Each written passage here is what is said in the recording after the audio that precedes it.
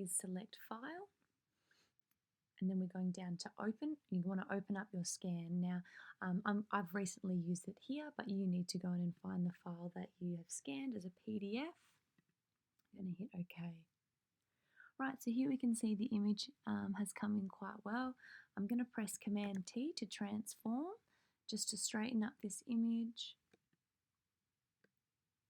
Now it doesn't quite fit excellently, so I'm actually going to crop the document as well. Just press Enter to get out of transform. The crop tool's here, so I'm just going to crop the bottom and the top here just to make it fit the drawing a little bit better. Okay, so the first thing that I'm going to do is press W for magic wand. Make sure that the magic wand is selected. You've got a few tools here, and select the ceiling and press delete. Now we have a big giant hole where we can put a texture. Quickly as well, I recommend doing these tutorials. They're fantastic in learning some of these basics, and they're really quick. Alright, so we've got the dancing ants there ready to go. So I'm going to press Command D to deselect that, and then head to Google Images to look up some textures.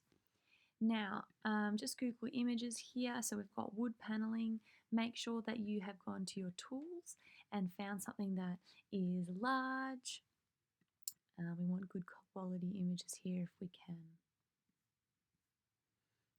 Alright, I'm going to use something light, like this one. What have we got? I'll use this one here. Okay, Control click is a right click for me. I'm going to go copy image. Coming back to our document here, I'm pressing Command V to paste, or edit paste will work as well. Here it is, Command V. Alrighty, Command T will transform. What we're going to do is just place this image here. We then hold down Command and it will begin to distort our texture to fit the perspective of our room. So I'm just clicking the corners here, holding down Command and placing there, lining up the anchor points with the corners of my ceiling. Pressing Enter, I then am going to place that layer behind the current layer. To flatten these two layers so it doesn't get too confusing, I could press Command Shift E. But before I do that, I'm going to just burn and dodge this a little bit now. So pressing the letter O, you can come over here and see, is it the dodge tool or the burning tool? Dodge will lighten things. Clicking once, hold down Shift, just lightening up that front part here. Often to create an illusion of depth, we can always lighten the front of the drawing and darken the back. So for example, the burning tool here, I'm going to click once and hold down Shift, and along the cracks and corners of the room, I'm just casting some shadows.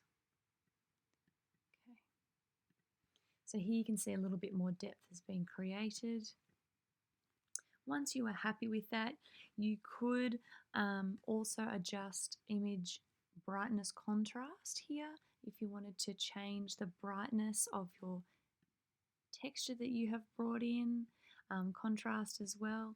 You could also go image adjustments, levels, curves. You can do a bunch of things, even color balance if you think something isn't quite the right color. So if I wanted it to be a bit more green, I could up that. A lot of options here. Okay, once you've done that, Command Shift E, flattening the whole thing down, ready to go for new textures to be added.